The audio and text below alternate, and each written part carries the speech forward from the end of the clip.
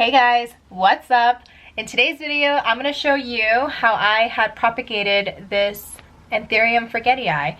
I think in my earlier videos on my Instagram, I had showed you me propagating for the first time and wondering if it'll actually work. And you know what? I never did a follow-up or update, so we're going to do that today.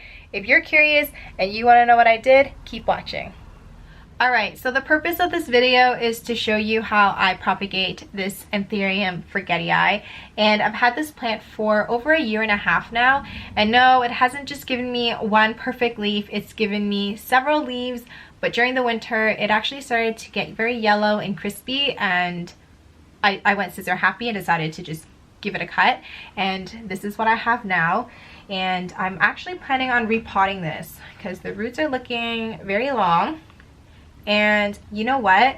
I think the reason why it was giving me those crispy leaves is because of this right over here.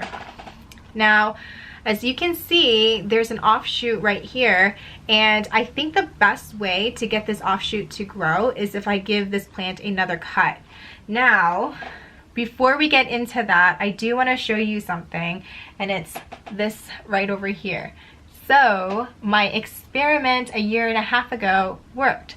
What I had actually did was, when I received this Anthurium, this stump was twice as long, and I had given it a cut right here, and you can see the little not so clean cut that I had given it. In any case, I had actually taken that little cut and put it into moss and just waited for it to grow, and now it's giving me this perfect little leaf, or leaves.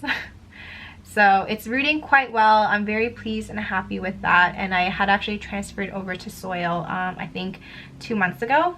So I think I'm going to do the same thing for this guy, and you get to see what I'm doing. Alright, so now that we're up close and personal, you can kind of see this growth point right here, and like I said, I don't think this is going to grow because this plant is using all its energy to give me this big leaf right over here. So I'm going to help it out and just give it a cut. Now, as you can see right over here, there is a divot and it has enough roots to sustain it.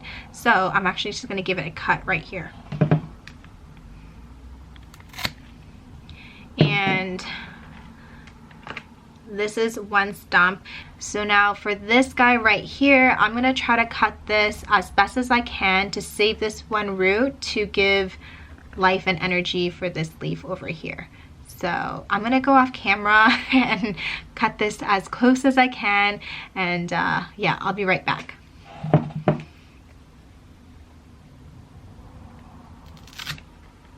Oh, okay, maybe I didn't have to go off camera. That was really close. Look at how close that is. But yeah, so now we have this leaf and all its roots. So this will be put back into here.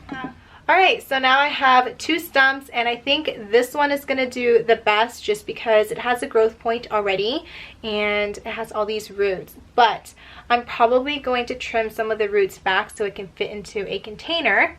And yeah, so they will go into moss. Oh, one thing that I do want to mention is be mindful as to how and which way you're planting your Anthurium.